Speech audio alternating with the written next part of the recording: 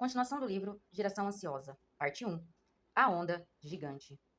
O aumento repentino de sofrimento. Quando converso com os pais de adolescentes, o assunto muitas vezes gira em torno de smartphones, redes sociais e jogos online. As histórias tendem a recair em alguns padrões comuns, como conflito constante.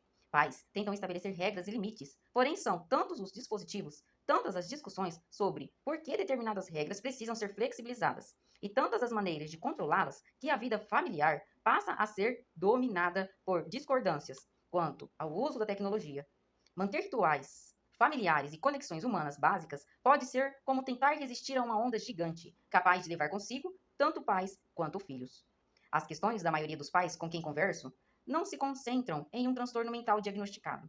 O que há é uma preocupação constante de que o que está acontecendo não é natural e os filhos estão perdendo alguma coisa. Na verdade, quase tudo, por causa das intermináveis horas que passam na internet.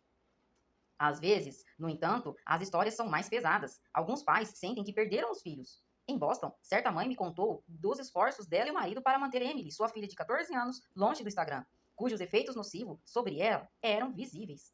Para controlar o acesso da menina à rede social, experimentaram programas que motivaram e limitavam o uso dos aplicativos no celular, o que fez da vida familiar uma disputa constante. Emily sempre encontrava uma maneira de burlar as restrições. E, um momento de crise, chegou a pegar o celular da mãe, desativar o software de monitoramento e, o que foi mais perturbador, ameaçou de se matar se os pais voltassem a ativá-lo. A mãe dela me disse: parece que o único meio de tirar as redes sociais e o smartphone da vida dela é nos mudarmos para uma ilha deserta. Todo verão, Emily passa 6 semanas em um acampamento, sem celulares, eletrônicos em geral. Sempre que vamos buscá-la, ela parece ter voltado ao normal. Mas assim que retorna ao uso do celular, a inquietação, o mau humor voltam. No ano passado, deixei Emily 2 meses sem smartphone. Só com um celular simples, e ela voltou a ser quem era antes. As histórias com meninos, em geral, envolvem jogos online. E, às vezes, pornografia. E não redes sociais. Principalmente quando eles passam a jogar o tempo todo, e não só de vez em quando.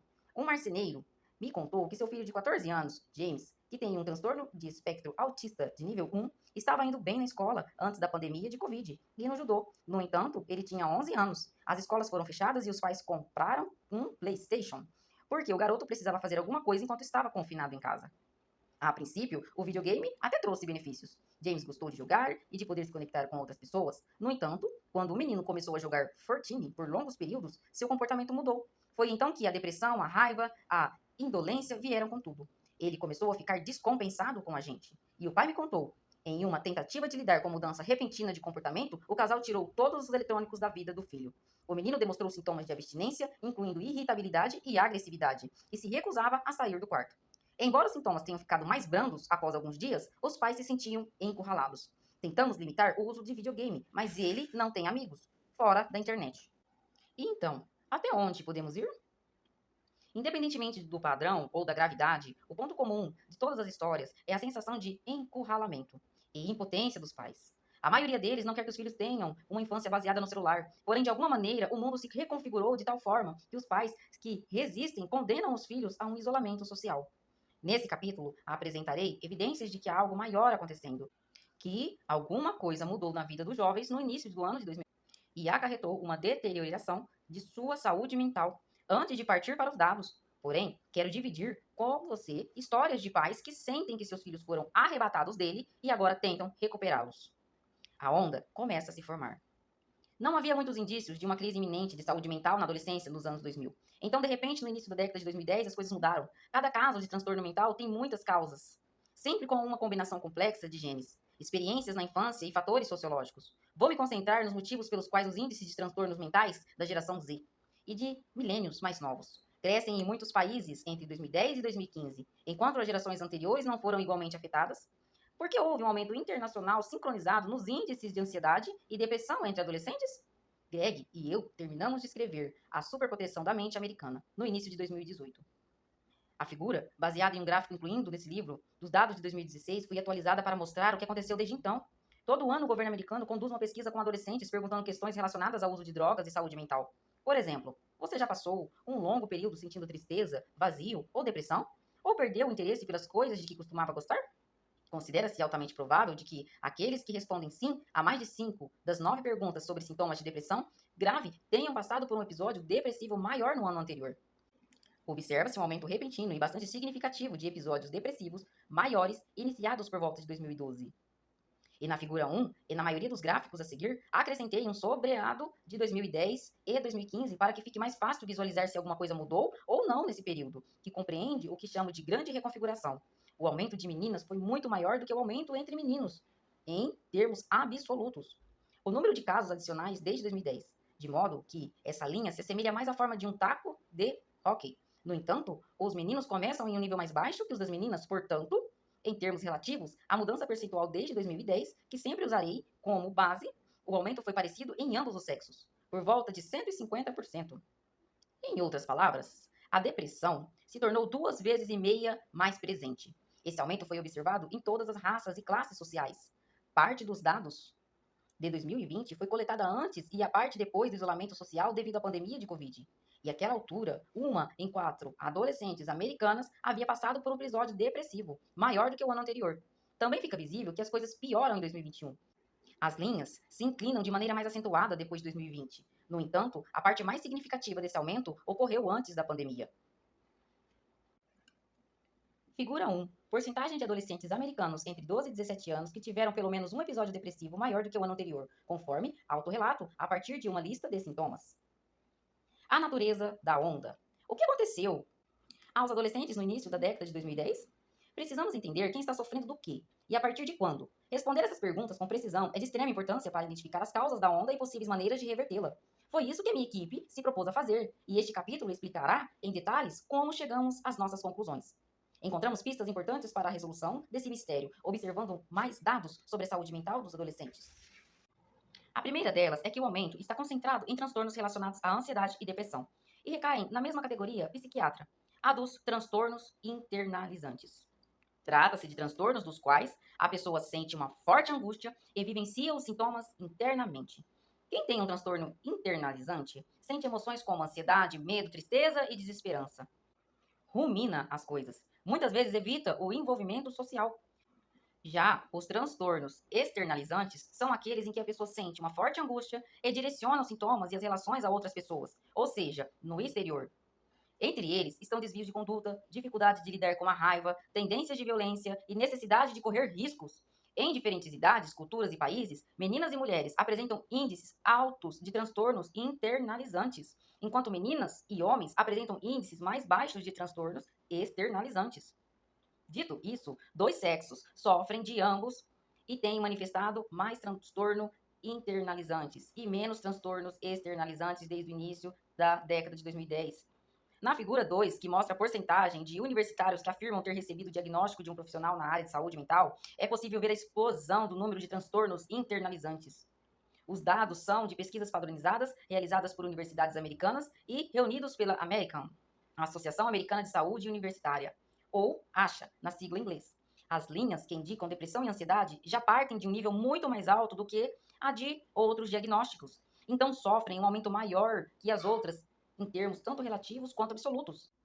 Quase todos os aumentos nos índices de transtornos mentais em campi universitários na década de 2010 decorrem de um aumento nos índices de ansiedade ou depressão. A segunda pista é o aumento concentrado na geração Z. Além de alguns milênios mais jovens, isso pode ser observado na figura 1.3, que mostra a porcentagem de entrevistados de 4 grupos etários que relatam ter se sentido nervosos na maior parte do tempo, ou o tempo todo no mês anterior. Não há uma tendência clara em nenhum dos grupos antes de 2012, quando há um aumento drástico no grupo mais jovem, no qual a geração Z começa a entrar em 2014.